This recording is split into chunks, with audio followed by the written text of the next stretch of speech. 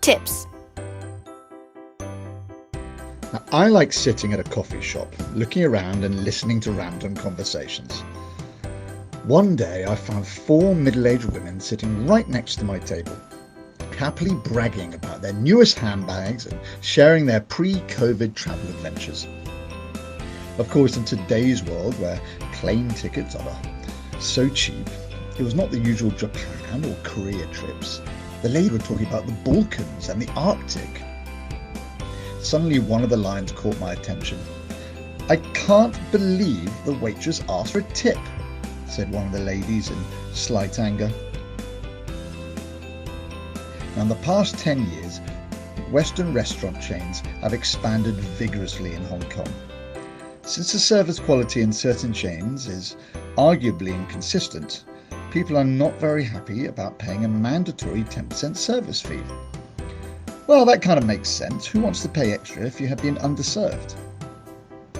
Now, in the West, apart from what you're paying for the meal, there is an additional 15 to 18% service fee, which includes GST, Goods and Services Tax, and PST, Provincial Services Tax, depending on the country. On top of that, it's also a cultural norm that you pay the server some tips, which is usually around 10%.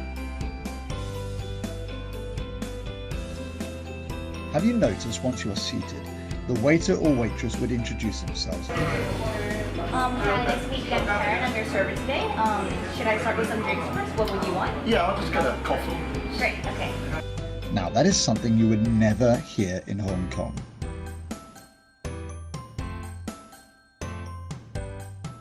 "15 minutes after your drink arrives, the server would then pop by and check in on you, making sure everything is all right, if you need anything.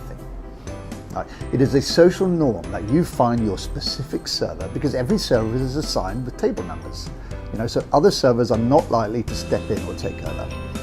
It is this server that you should tip.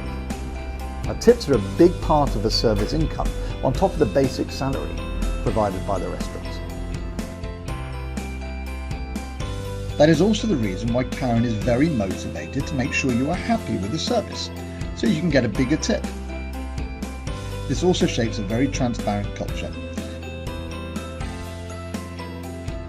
Now, sipping on my last bit of coffee, I think the lady did not purposely avoid the tip.